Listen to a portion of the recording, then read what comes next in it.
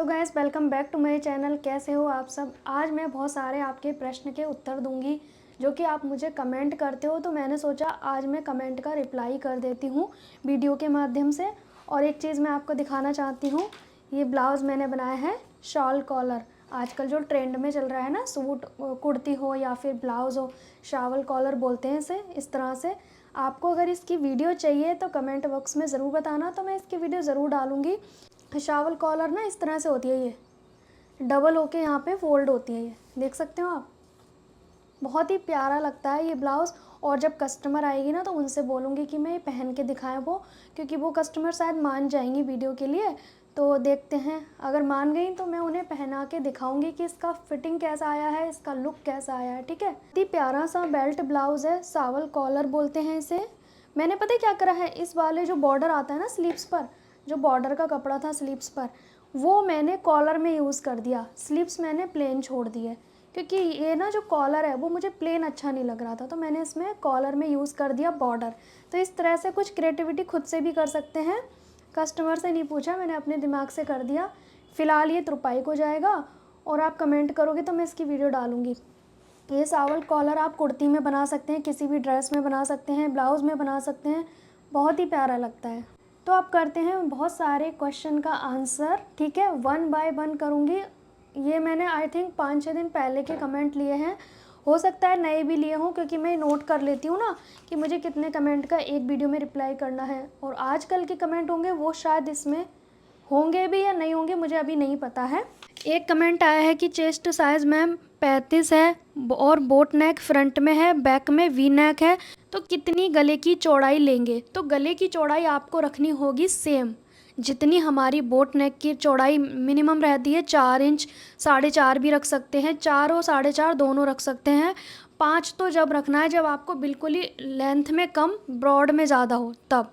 ठीक है, तो नॉर्मली हम 4 तक बनाते हैं, 4.5 तक बनाते हैं। पर आपका बैक में बी नेक है, ठीक है, तो वो भी ब्रॉड होगा। तो आपको क्या करना होगा, फ्रंट में 4 इंच की नेक की विड्थ लेनी होगी, बैक में लेनी होगी सेम। मतलब आपको फ्रंट और बैक दोनों नेक की विड्थ सेम लेनी होती है। और अगर आप दोनों नेक की विड्थ कम या ज़्यादा कर रहे हैं तो शोल्डर पट्टी सेम होनी चाहिए। शोल्डर पट्टी सेम कैसे होगी, जब आपको तीरा फ्रंट या बैक का कम ज़्यादा भी करना पड़े तो कर लो, बट शोल्डर पट्टी मेन है, वो सेम होगी तभी हमारे शोल्डर अटैच होंगे, तभी हमारा गला पास में रहेगा, वरना वो उतरने लगेगा फिर चाहे कितना भी छोटा नेक हो। ठीक है, शोल्डर पट्टी सेम होनी चाहिए। तो ये मुझे नहीं पता कि इन्होंने सूट के लिए पूछा या ब्लाउज़ के लिए। फ्रंट में बोट नेक बोला है इन्होंने और बैक में वी नेक, तो आपको आंसर मिल गया होगा। और उन्होंने पूछा है कि शोल्डर आर्मोल कितना लेना चाहिए 35 चेस्ट साइज़ में, तो 6.5 शोल्डर ले लो, 7.5 आर्मोल ले लो और नेक की विड्थ 4 इंच ले लो। ठीक है, आर्मोल लेकिन फिर से आपको ना मेज़र करना होगा। एक चीज़ और, इसमें आपको शोल्डर डाउन करना होगा, क्योंकि बोट नेक है और वी नेक जो है वो बिल्कुल वी होता है, खुला हुआ नहीं है ना। खुला हुआ बनाओगे तो आपको डाउन नहीं करना।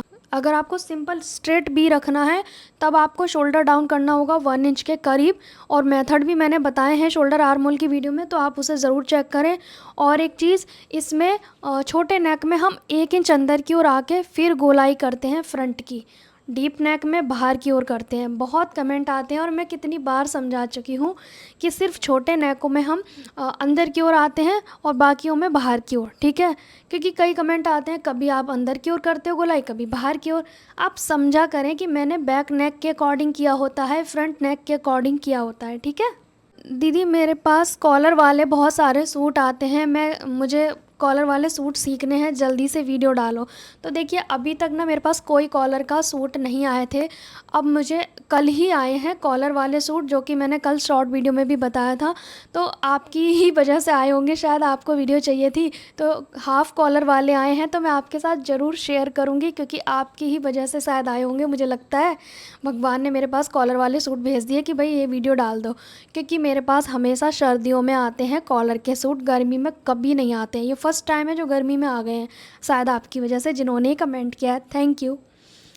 और दीदी मैं फ़्लैट में रहती हूँ तो मैं काम कैसे स्टार्ट करूँ प्लीज़? ऑफ़र वगैरह जो आपने बताया था दीदी, वो किस तरह से ऑफ़र हम दे सकते हैं? तो मैंने ना उन्हें कमेंट में रिप्लाई किया था। जैसे उन्होंने कहा था कि मैं फ़्लैट्स में तो कैसे, आप कह रहे हो कि मैम गेट खोल के सिलाई करोगे तो लोग देखेंगे, आएंगे जाएंगे, जो दिखेगा तभी काम आएगा। और क्या कहते हैं, बोर्ड वगैरह लगा सकते हैं। तो उन्होंने कहा कि मैं तो फ़्लैट में रहती हूँ। तो मैंने उन्हें कहा कि फ़्लैट्स में क्या होता है ना, हमारे पास ग्रुप्स बने होते हैं, नंबर बने होते हैं, ग्रुप्स है ना, जो कि सोसाइटी के होते हैं।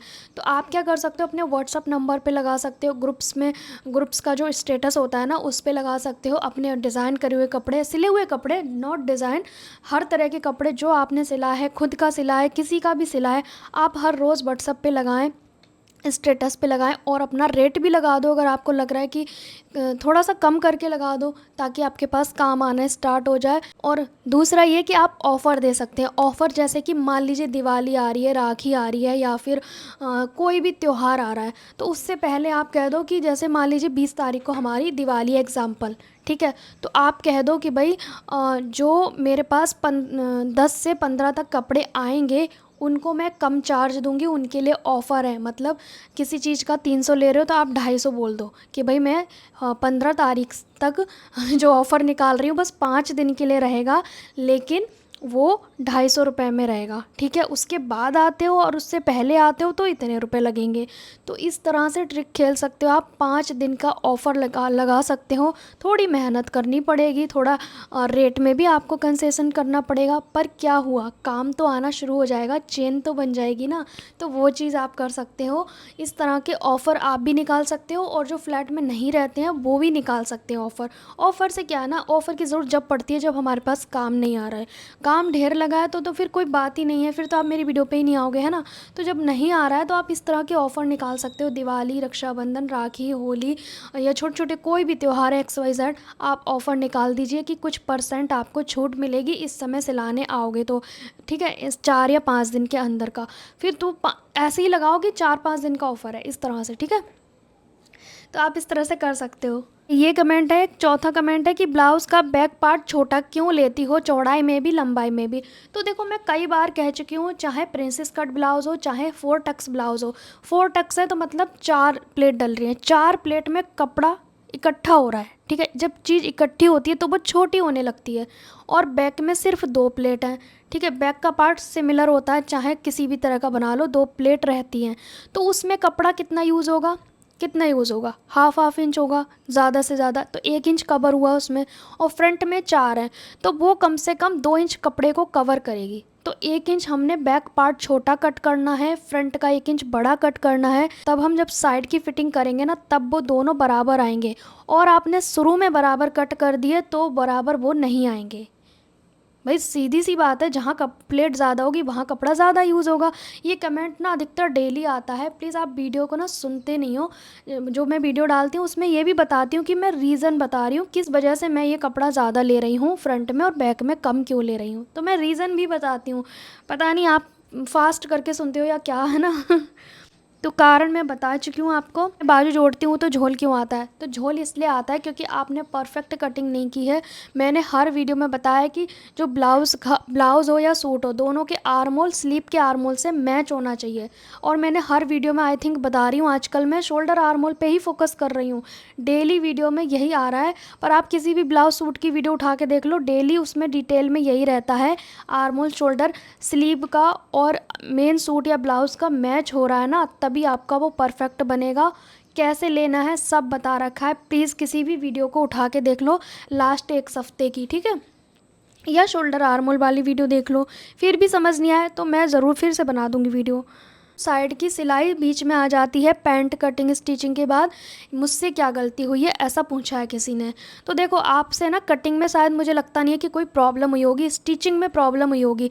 जब हम गैदर डालते हैं ना तो वो इक्वल करनी होती है। अगर आपने साइड वाली गैदर आगे की ओर कर दी, ठीक है, तभी तो कहते हैं पूरे में इक्वल होनी चाहिए। अगर वो साइड की गैदर 1-2 भी आगे आ गई तो मतलब वो हमारा कपड़ा आगे आ गया, समझ रहे हो आप?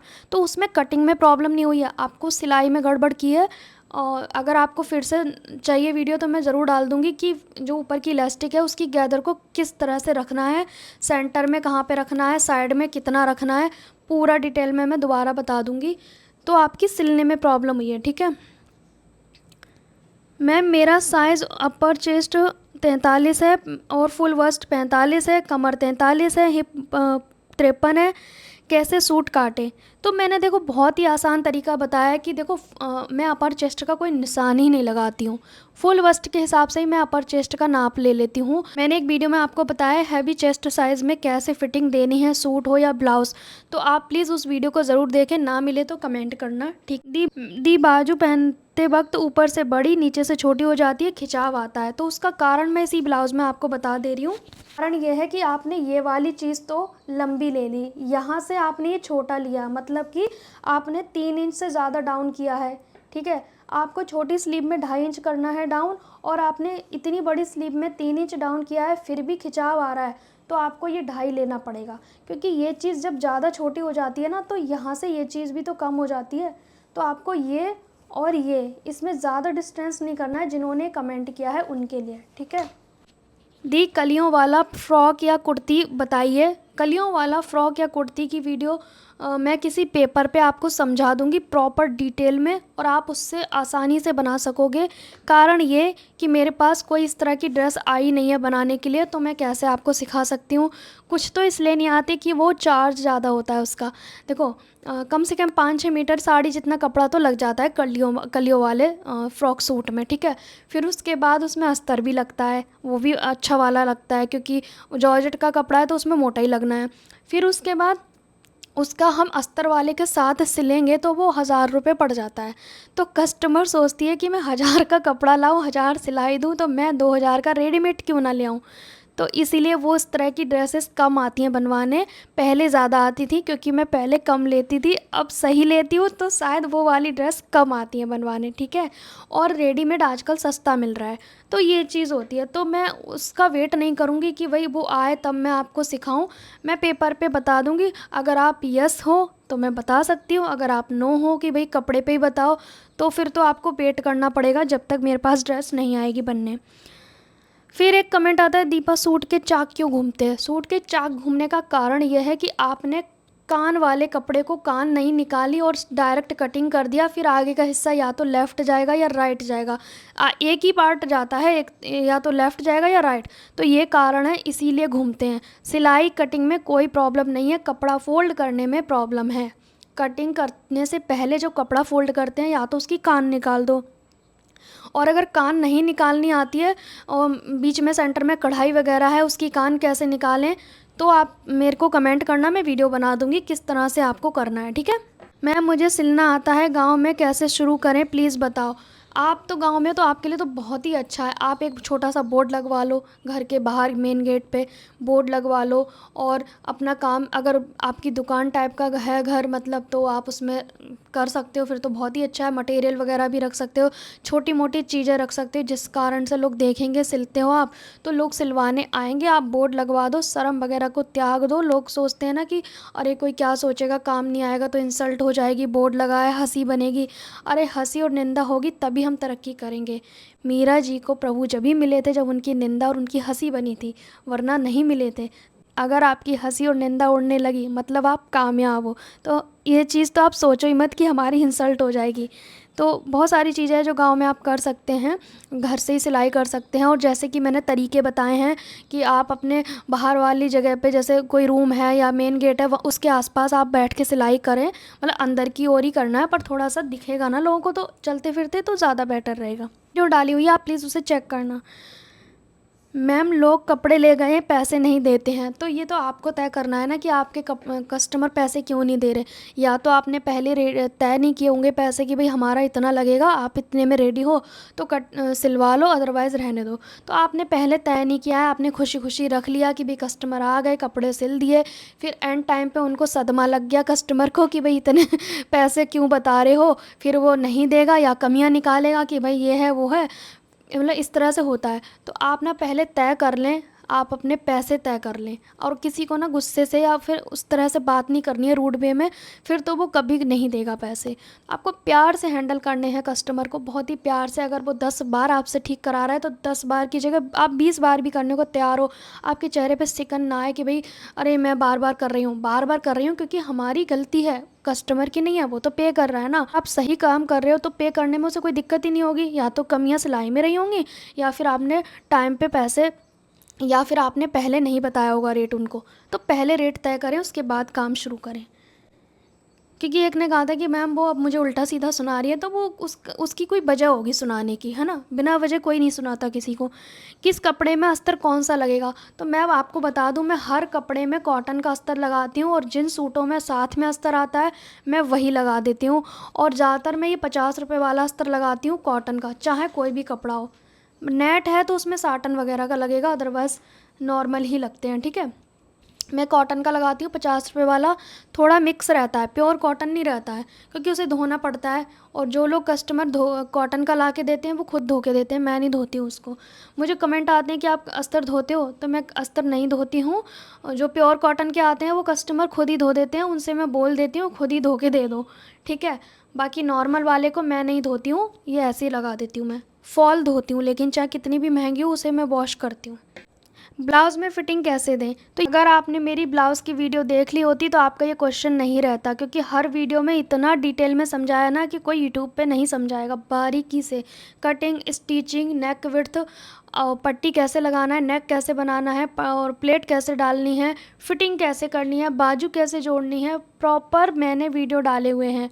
और गुम डोरी कैसे लगानी है। तो आप प्लीज़ वीडियो को देखें, फिर आपका ये क्वेश्चन नहीं रहेगा। और आप ऐसा क्वेश्चन कर रहे हैं जो ऑलरेडी आंसर दे चुकी हूँ मैं, वो भी वीडियो में। और एक क्वेश्चन आया कि मैम अगर अपने मन का ना हो तो क्या करें। मतलब ये तो अजीब ही क्वेश्चन है। मन का ना हो तो सब्र करें ना, शांत रहें, सब्र करें, शुक्र करें, बस। मन का तो बहुत, हर किसी के मन का नहीं हो रहा। मन का तो अगर मन के पीछे भागोगे तो मन तो विचलित है ना। मन के पीछे भागोगे तो मन तो कुछ भी उल्टा सीधा सोचेगा, कुछ भी मांगेगा, वो तो चांद मांगेगा। तो हर किसी को चांद नहीं मिल जाएगा ना। तो जो ना हो मन का तो और भी अच्छा, हो जाए तो अच्छा, ना हो तो और भी अच्छा। और जो भी इच्छाएं हैं उनको त्याग के मन को शांत करके सब्र करें। 2 चीज़ सीख लो, इच्छा और उम्मीद, दोनों को छोड़ दो। ना इच्छा करो किसी चीज़ की, ना उम्मीद करो उन लोगों से जो आपकी कभी पूरी नहीं कर सकते। तो 2 चीज़ पे सब्र कर लिया ना, बस सब कुछ ठीक है। इच्छा और उम्मीद दोनों त्याग दो। इन्हीं वजह से, 2 कारण से इंसान दुखी रहता है। तो ये कमेंट था, इसलिए मैंने ये लेक्चर दे दिए, क्योंकि जो मैं खुद अपनाती हूँ अपनी लाइफ में वही चीज़ मैं बोल रही हूँ। अगर आपने तो एक मेरी छोटी सी वीडियो देखी थी जिस पे ना पूरी वीडियो पे यही कमेंट है, जैसे मैंने बोला था कि मेरी फैमिली में कौन कौन है, वो वीडियो पे ना एक एक कमेंट ऐसा है जिसको यही आया कि भाई हमें भी रोना आ गया, हमें भी रोना आ गया, हमें भी रोना आ गया। यही कमेंट है, यही कमेंट है। इतना सा पार्ट मैंने बताया है तब आपको इतना रोना आ गया। मैंने अपना पूरा लाइफ का बता दिया तो आप ना तरफ परेशान हो जाओगे सुन के मेरे बारे में। तो मैं खुश रहती हूँ हर परिस्थिति में, खुश रहना चाहिए। अगर नहीं भी हो पा रहे तो खुश रहने की एक्टिंग कर लो, क्योंकि जब हम किसी चीज़ की एक्टिंग करने लगते हैं ना, जैसे खुश रहने की मान लो, तो 2 दिन करें, तीसरे दिन वो ऑटोमेटिक लाइफ में आने लगती है। तो आप ना खुश रहना सीखिए। 1-2 दिन आपको लगेगा अजीब कि मैं क्यों खुश हूँ, आप ना खुश होना सीखिए, ग्रेटफुल होना सीखिए, आप हमेशा सुखी हो जाएंगे। बहुत सारी चीज़ें हैं जो हमारे पास भी नहीं है, बहुत सारी चीज़ें हैं जो लोगों के पास नहीं है, बट वो खुश हैं। खुश जो नहीं है वो दुखी है, ठीक है। दुखी रहने से एक बात बताओ, मिलता क्या, कुछ भी नहीं मिलता है, तो फिर क्यों दुखी रहना। सुखी रहना फिर, बस।